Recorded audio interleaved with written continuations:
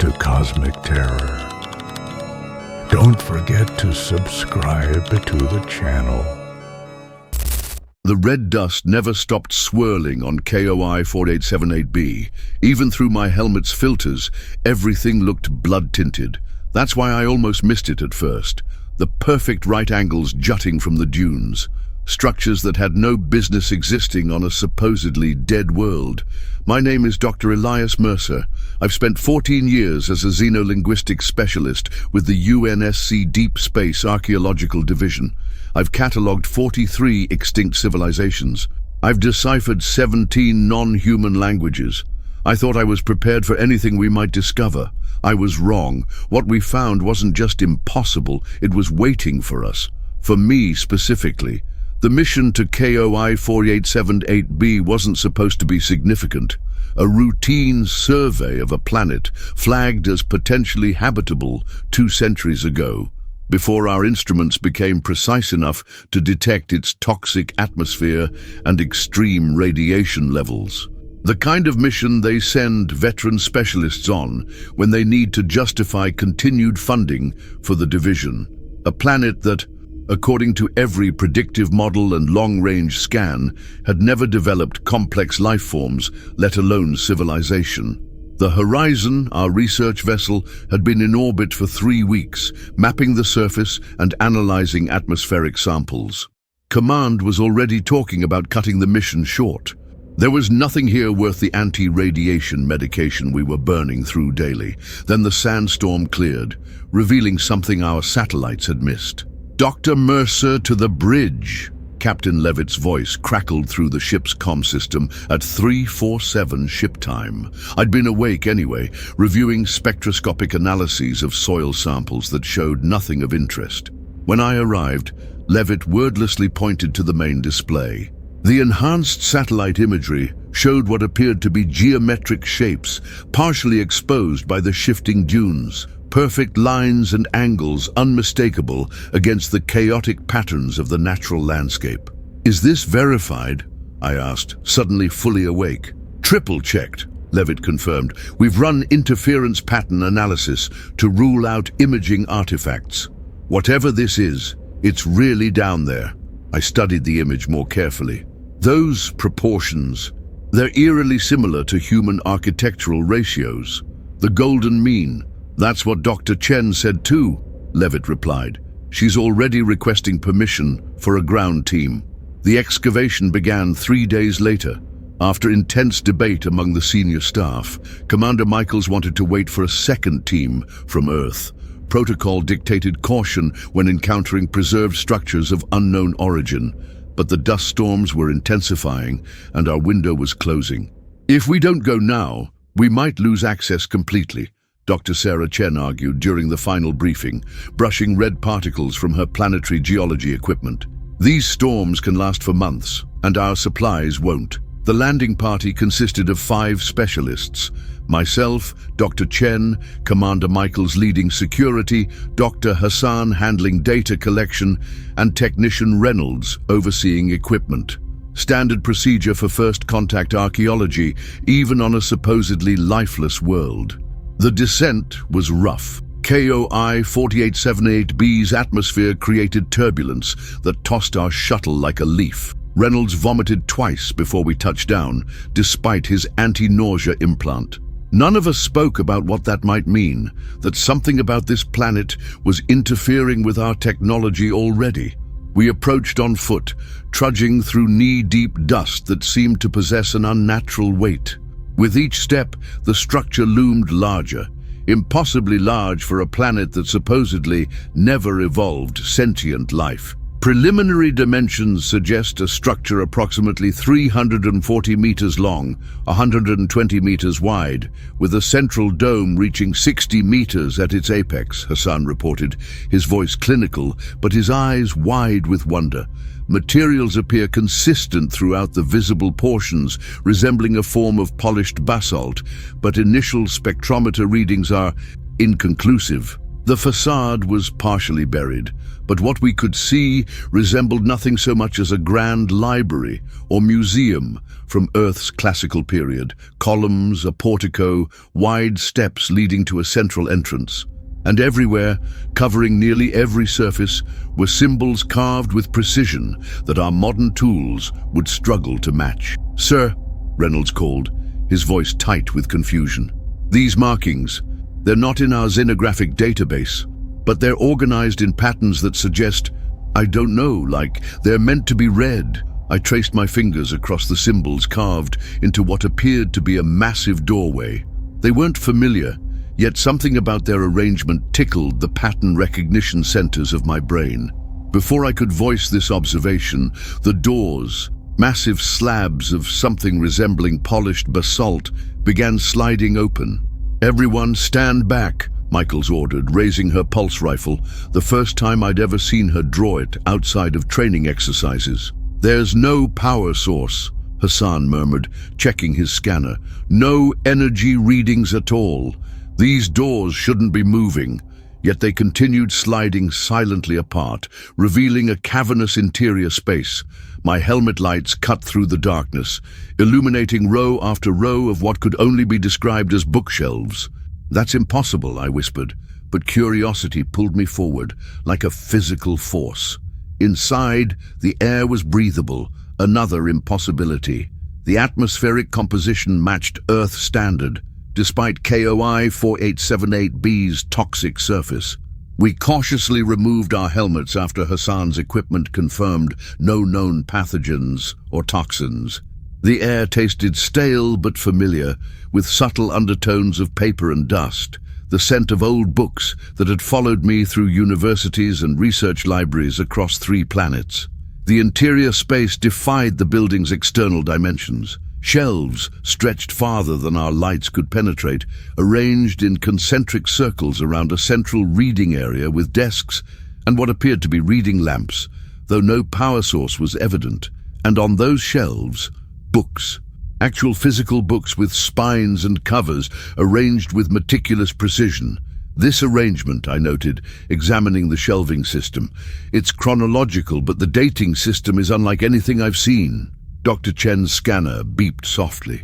These materials, some are registering as older than the planet itself, while others, she frowned, tapping the device as if suspecting a malfunction. This can't be right. Some are dating to the future. Reynolds hung back near the entrance, visibly uncomfortable. "Reminds me of those old space legends.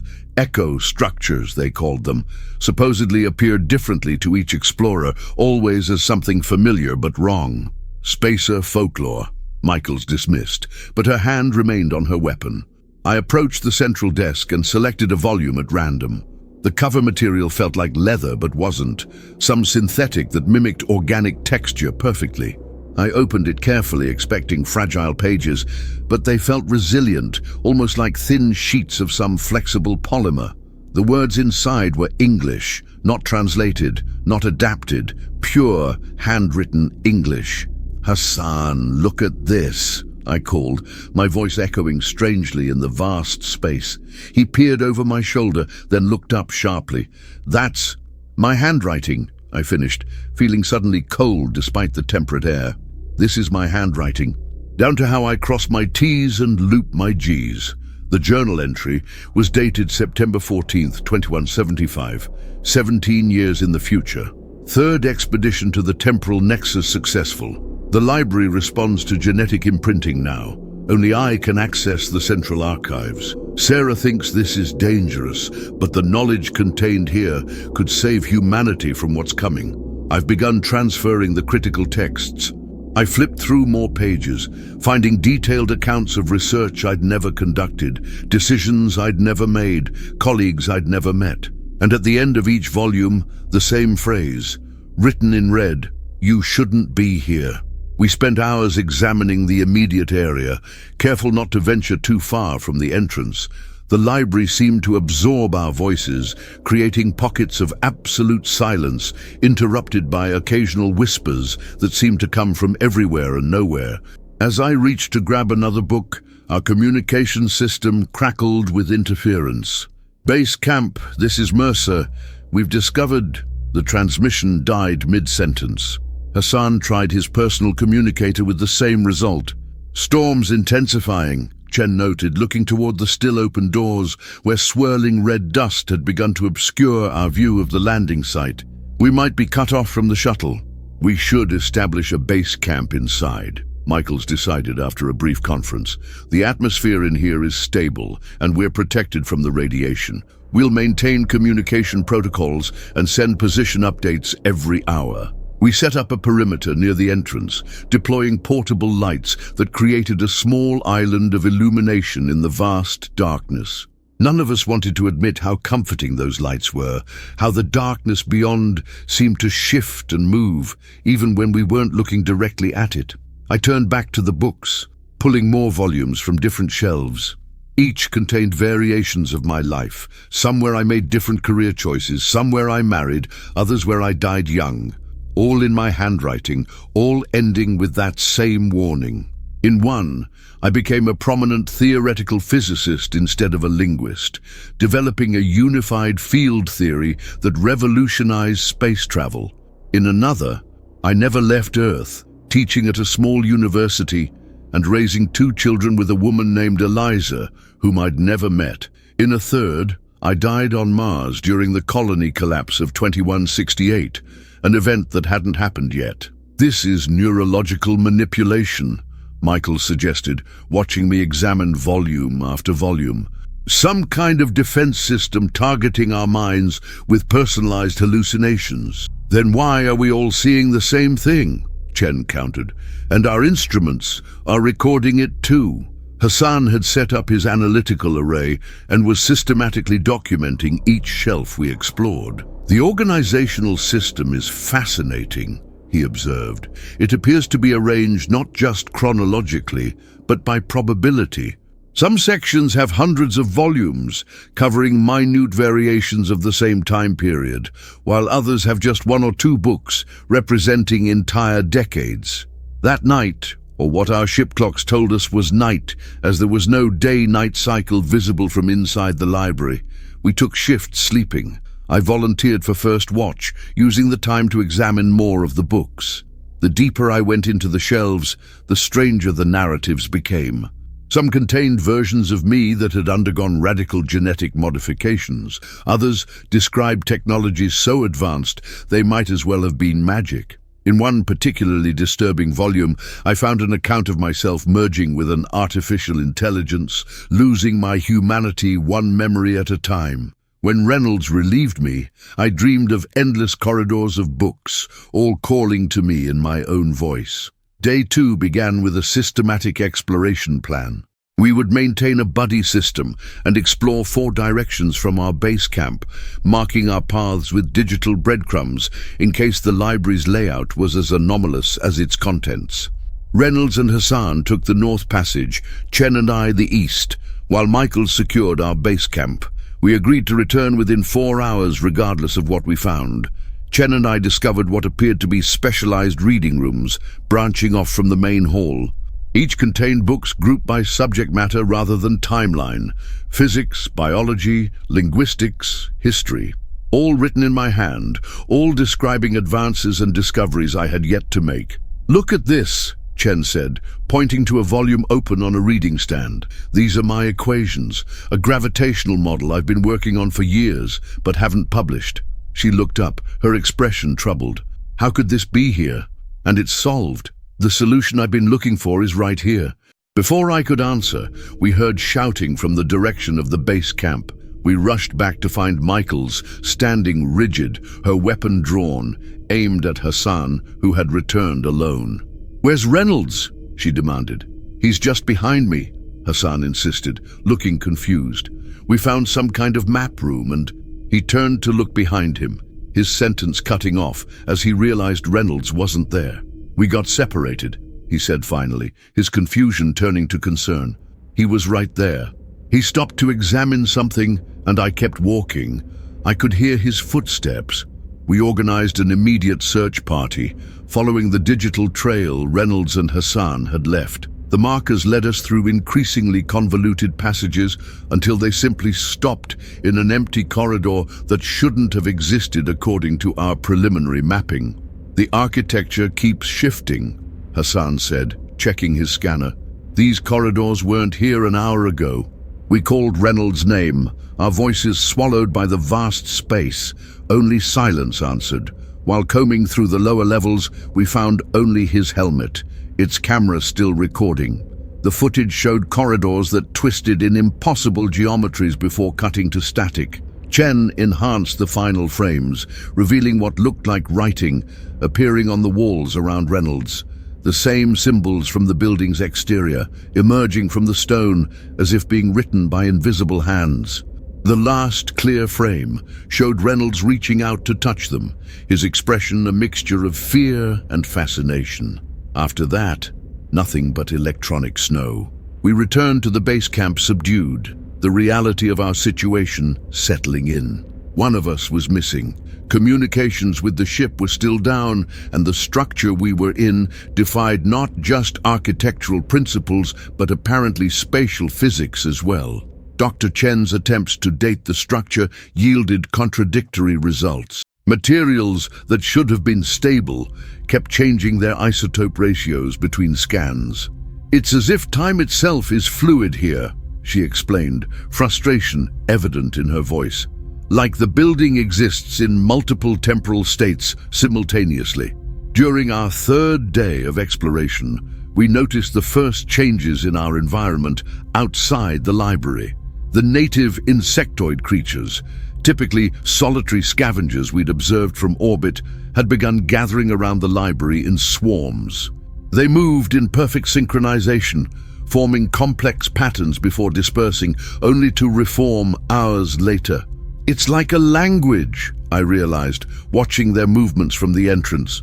"They're communicating something through movement patterns." Hassan had set up monitoring equipment to document the insectoids' behavior. "The patterns correlate to planetary rotation," he noted. "They gather exactly every 22.4 hours. Meanwhile, I had been documenting the variations in my supposed future selves through the books. A pattern was emerging. The timelines seemed to pivot around a single point, a discovery I had yet to make, but would, according to every volume. The nature of that discovery remained frustratingly obscure, described only in terms I didn't yet understand. "We need to evacuate," Michaels insisted after our second day inside. "This place is affecting our equipment, possibly our minds. We've lost Reynolds, and these readings make no sense." "We can't leave yet," Hassan countered, downloading data from a terminal we'd discovered hidden behind a false wall in one of the reading rooms. "This could be the most significant find in human history. I've discovered a map room. This structure, or versions of it, exist on hundreds of worlds across the galaxy." He brought up a holographic display showing a three-dimensional star map. Points of light indicated the locations of what appeared to be identical libraries, forming a complex geometric pattern across the galaxy. "They're all connected somehow," Hassan explained, his eyes reflecting the glowing dots. "This isn't just a building, it's a node in a network." The argument was interrupted when Hassan suddenly collapsed, convulsing on the stone floor. We rushed to his aid, but there was little we could do except ensure he didn't injure himself during the seizure. When he regained consciousness minutes later, something had changed. He spoke with my vocal patterns, my inflections, but described events from a future I hadn't lived. "The convergence is happening sooner than calculated," he said, his eyes unfocused. "The library is stabilizing across all timelines. Mercer needs to complete the circuit." Dr. Chen backed away from him, visibly disturbed. "His brainwave patterns are altering," she whispered, checking her medical scanner. "Like something's rewriting him." "What circuit?" I asked Hassan, or whatever was speaking through him. "What convergence?" "The network requires balance," he replied, my voice oddly flat. "Too many branches creates instability. The pruning must begin." Before we could restrain him, Hassan wandered deeper into the stacks. Chen followed, calling his name. I moved to join her, but Michaels held me back. "We can't risk losing you too," she said firmly. "You're the common element in all of this. These books, this place, it's all centered around you somehow." Chen's voice came through our comms, breaking up but audible. "I can see him. He's just ahead, talking to someone." "Wait, that's not possible." "What do you see?" I demanded. "It's me," she replied, her voice barely a whisper. "I'm looking at myself." Hours later, while searching for them, I heard Chen's voice calling from an adjacent corridor. When I turned the corner, I saw her following herself. Another Sarah Chen, dressed differently, motioning for her to follow deeper into the library. They vanished before I could reach them. Alone with Commander Michaels, I made a desperate decision. If the library was somehow focused on me, perhaps I could find answers by following that connection to its source. "We need to find the center," I told Michaels. "Not just the physical center of this building, but the conceptual center. The heart of whatever is happening here." She nodded grimly. "Lead the way." We ventured deeper than we'd dared before, following not a physical map, but the increasing frequency of books containing my handwriting. The shelves grew denser with volumes about me, about discoveries I had yet to make, paths I had yet to walk. In one section, every book detailed the same month of my life, with microscopic variations. Different words spoken at breakfast, different routes taken to the same destination, different dreams recorded upon waking. The level of detail was beyond obsessive. It was something else entirely, a completist catalogue of possibility. "It's watching us," Michaels murmured, eyeing the endless shelves, "recording everything." I nodded, unable to shake the feeling of being observed not just now, but across time, past and future, collapsing into an eternal present within these walls. After what felt like hours, we discovered a circular chamber at the library's center, containing what could only be described as an interface, a pedestal of the same strange stone as the building, topped with a surface that rippled like liquid when I approached. It activated at my proximity, responding to my voice, my DNA. "Welcome back, Creator," it said in a voice disconcertingly similar to my own. "Temporal archive integrity at 89%, ready to receive new input." That's when understanding crashed over me like a wave. This wasn't just a library. It was a temporal archive, storing not history, but potential futures. My potential futures. Every decision branch, every possible outcome of my existence, preserved in a repository that somehow existed outside normal space-time. "You have to make a choice," Michael said quietly, though something in her voice had changed too. "Read the final volume and complete the loop, or destroy the archive." I turned to look at her and froze. Michaels was still Michaels, but something else looked out through her eyes, something ancient and patient and utterly inhuman. "What are you?" I asked, taking an involuntary step back. "A custodian," she replied, her voice now layered with harmonics that hurt my ears. "One of many. We maintain the archive until the Creator returns." "I'm not your Creator," I insisted. "I've never been here before. Not in this timeline." The thing wearing Michael's face agreed. "But in the primary branch, you will be. You will discover the principles of temporal conservation. You will build the first archive to preserve human knowledge against the entropy crisis. You will seed the network across space and time." The interface flickered, showing images of an older version of myself working in an advanced laboratory, developing technologies centuries beyond our current capabilities. "That's not me," I said, but with less conviction. "It is a you," the custodian corrected. "The original you, from our perspective. The one who initiates the causal loop that creates us, that creates this archive, that brings you here to continue the cycle." The final volume sat on a pedestal in the center of the room. Its cover bore a single symbol, the same one carved above the entrance. I now recognized it as a stylized representation of the double helix, with a third strand woven between. "What happens if I read it?" I asked. "You complete the circuit. You accept the knowledge that allows you to become the Creator. And if I don't?" The custodian's expression, Michael's expression, turned sad. Then this branch is pruned, this timeline ends. The archive preserves what it can and initiates a new cycle. As I hesitated, more pieces of the truth revealed themselves through scattered texts and the archive's interface.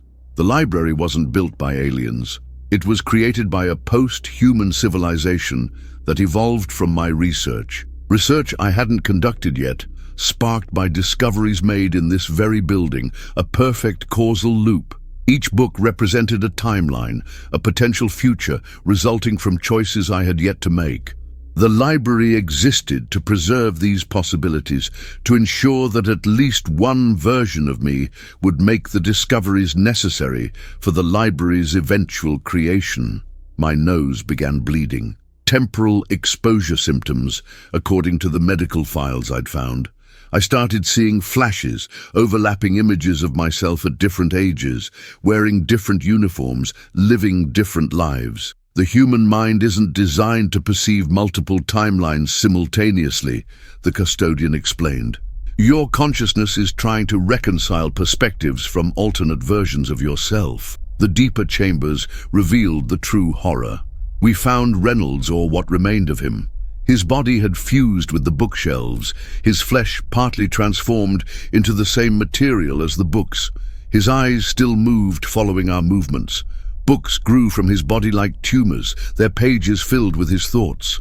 What happened to him? I demanded, fighting nausea. He attempted to alter the archive, the custodian explained dispassionately, to rewrite his own timeline. The archive defended itself. I saw similar fates had befallen others. In one chamber, human remains had been almost completely absorbed into the library's architecture, fragments of bone and tissue visible within the stone, like fossils. The others from your expedition, the custodian confirmed, following my gaze. Dr. Chen has already begun integration with her alternate self. Dr.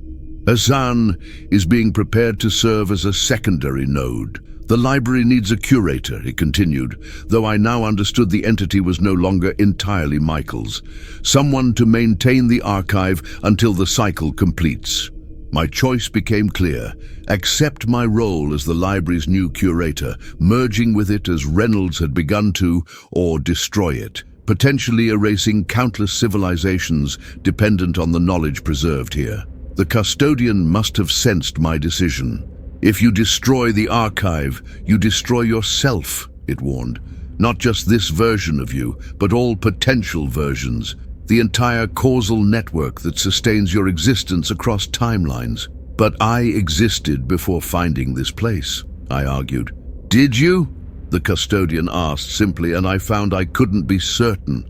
My memories seemed suddenly suspect, possibly implanted or borrowed from another version of myself. I approached the interface again, searching through its systems. If the library had created itself through a temporal paradox, there might be a way to break the loop without destroying everything.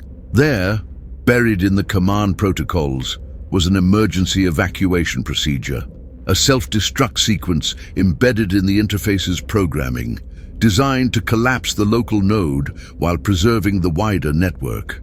I'm sorry, I told the custodian as I initiated the sequence. I can't become what you want me to be. The structure began to destabilize immediately. Stone groaned and shifted around us. Books flew from shelves as if caught in a wind, their pages flapping like wings. You cannot escape yourself, the custodian said, its form beginning to dissolve as Michael's features melted away, revealing something crystalline beneath. The archive will find you again. I grabbed one volume, the timeline most closely resembling my original future, and ran. The evacuation is a blur in my memory. Dust storms, the ground shaking. The custodian staying behind, its form shifting between human and something else as the doorway collapsed. I remember reaching the shuttle, the engines already running though I hadn't activated them. I remember the turbulent ascent through the atmosphere, watching the library sink beneath the crimson sands, geometric patterns visible for a moment before being swallowed completely. The horizon was gone when I reached orbit. According to the shuttle's logs, it had never been there at all. I returned to Earth alone, Changed. I see them now, probability lines around people, showing the branches of their potential futures. The doctors call it temporal psychosis, a side effect of extended exposure to the library's environment. I know better. Part of the library survived in my mind, rebuilding itself through my writing. These journals, the ones you're reading now, are its new form, more organic, less detectable. My handwriting has changed. I notice it sometimes, shifting to match the versions I saw in those countless books. Sometimes I write words I never intended, in languages I shouldn't know. The doctors say I'm the only survivor of the Horizon mission, that the others, Chen, Michaels, Hassan, Reynolds, never existed at all, that the mission records show I went alone to survey KOI 4878b and returned with an unclassified neurological condition.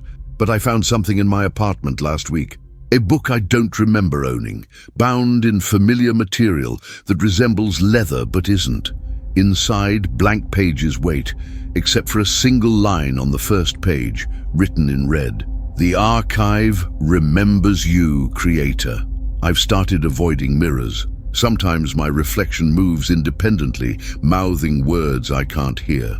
Sometimes it's not me at all, but older versions wearing uniforms I don't recognize, or younger versions with cybernetic implants I never received. I know what's happening. The library is rebuilding itself through me, using me as a conduit to re-establish the loop I tried to break. The books I write will eventually contain the knowledge I found there, creating a new paradox, a new cycle. If you're reading this, then you found my journal, and I'm sorry, but now the library has found you too. Perhaps you're a version of me from another timeline. Perhaps you're something else entirely. Either way, you're part of the archive now. You shouldn't be here, but you are. And the cycle continues.